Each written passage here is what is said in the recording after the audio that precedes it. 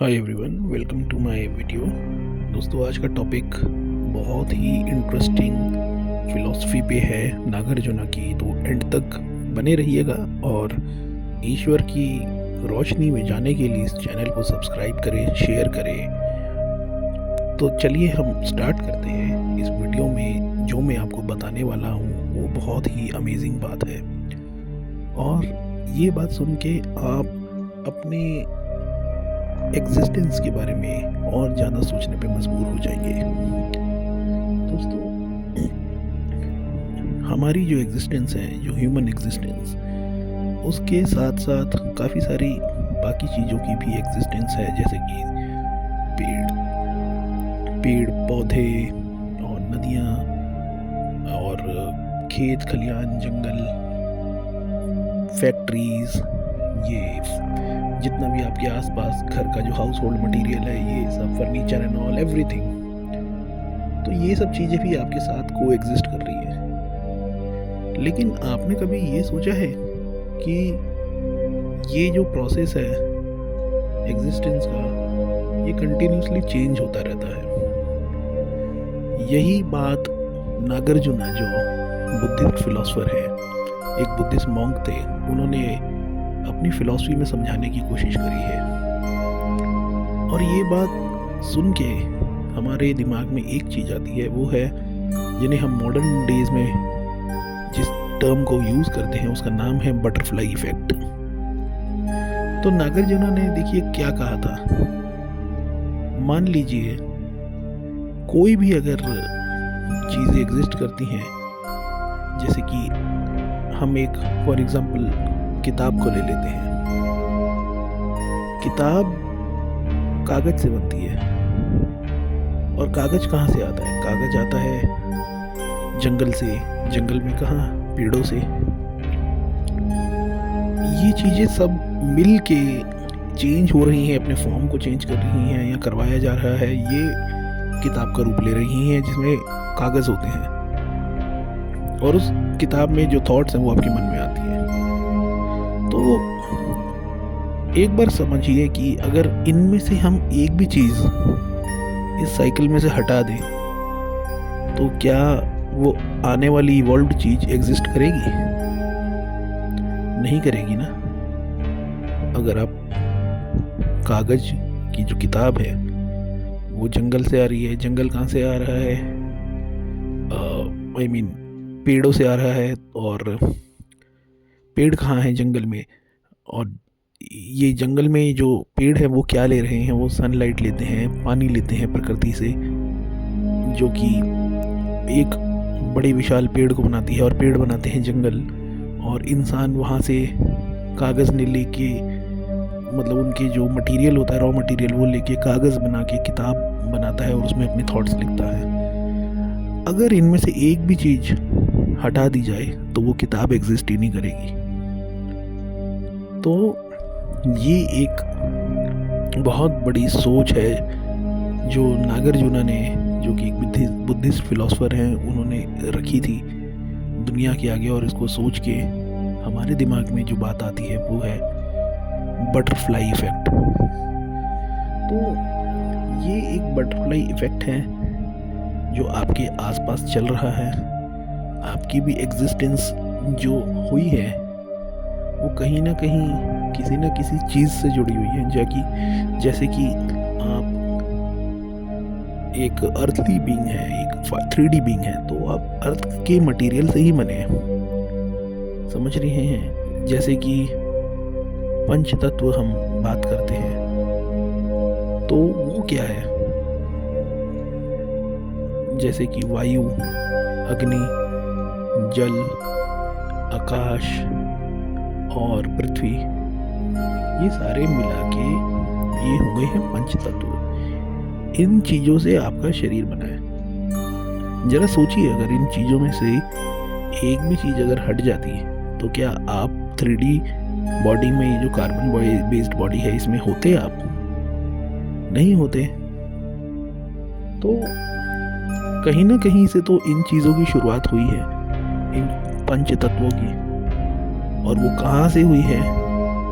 ये आपके दिमाग में कभी ना कभी सवाल तो आते ही होंगे।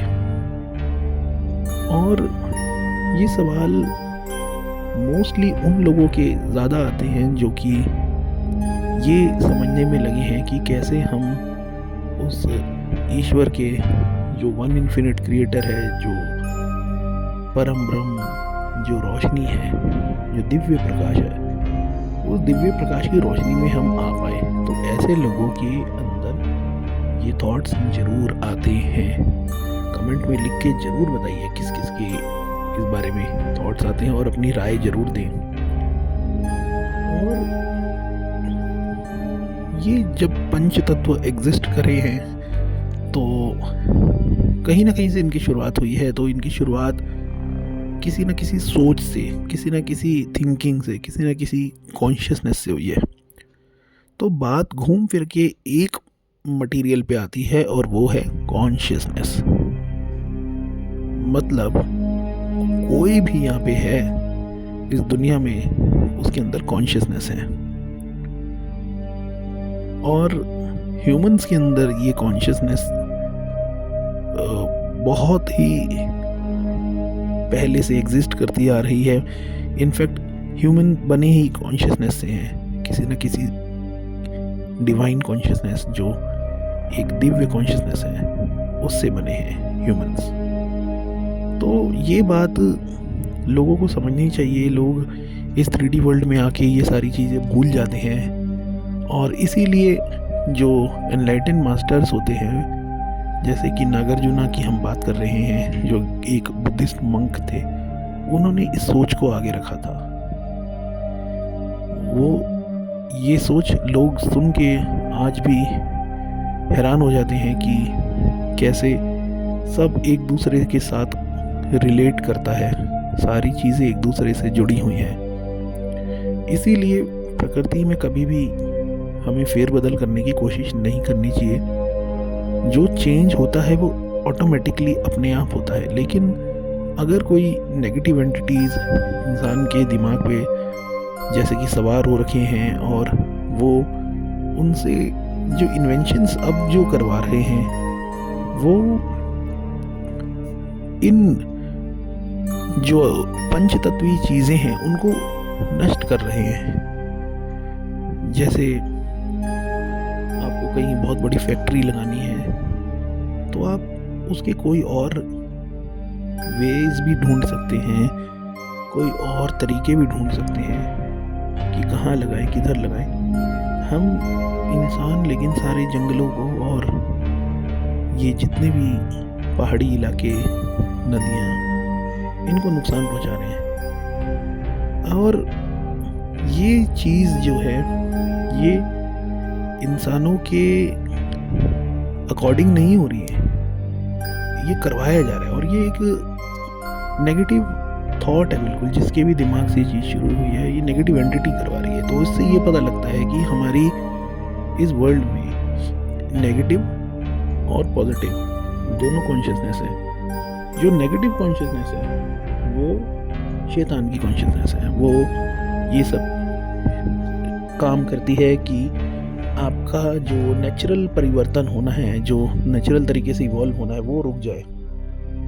और जो वन इन्फिनिट क्रिएटर की कॉन्शियसनेस है वो नेचुरली आपको इस परिवर्तन के थ्रू ले जाना चाहते हैं। तो शैतान आपके उसमें इवॉल्व होने में जो प्रोसेस लग रहा है उसमें वो बाधा बन रहा है। तो ये चीज़ दुनिया को समझनी चाहिए कि कैसे इन चीज़ों की वैल्यू करें और कैसे हम लोग इवॉल्व होने की तरफ आगे बढ़ते चले जाएं। क्योंकि ये ही नियम है इस धरती का, इस क्रिएटर का, प्रकृति का, सबका नियम यही है। एक चेंज होता है और उसको रोका नहीं जा सकता। हर चीज़ आगे बढ़ने के लिए बनी है। लेकिन जो चीज़, जो टेक्नोलॉजीज़ हम अब यूज़ करते हैं उनमें से काफ़ी सारी यूज़फुल है भी। लेकिन जब हम पंचतत्वीय प्रकृति का नुकसान करके किसी टेक्नोलॉजी को बनाते हैं तो वो बिल्कुल भी ठीक नहीं है ह्यूमन इवोल्यूशन के लिए भी और प्रेजेंटली जितने भी ह्यूमन एग्जिस्ट करते हैं इस 3D वर्ल्ड में, उनके लिए बिल्कुल भी ठीक नहीं है। और ये आपको ट्रैप कर सकता है एक ऐसी दुनिया में जहाँ पे आपका क्रिएटर के साथ पूरी तरह से संपर्क टूट जाएगा। तो शायद ये नागार्जुना को बहुत पहले ही समझ में आ गया होगा कि आने वाले टाइम में ये सब होगा, क्योंकि वो उनके पास एक दूरदृष्टिता होती है और उन्होंने दूर से ये सोच के मीन्स कहीं ना कहीं टेलीपैथी हुई होगी और उनकी जो स्पिरिचुअल पावर्स हैं उनको उन्होंने यूज़ किया और उनके पास ये टेलीपैथिक मैसेज पहुंचा होगा कि फ्यूचर में ये सब हो सकता है, तो इस चीज़ को लोगों के आगे रखना चाहिए, बाकी उनकी फ्री विल होगी आगे। तो इसीलिए शायद ये सोच उनके दिमाग में आई हो और उन्होंने इस बात को रखा भी ताकि ह्यूमंस का इवॉल्व होना चलता रहे और दुनिया आगे बढ़ती रहे।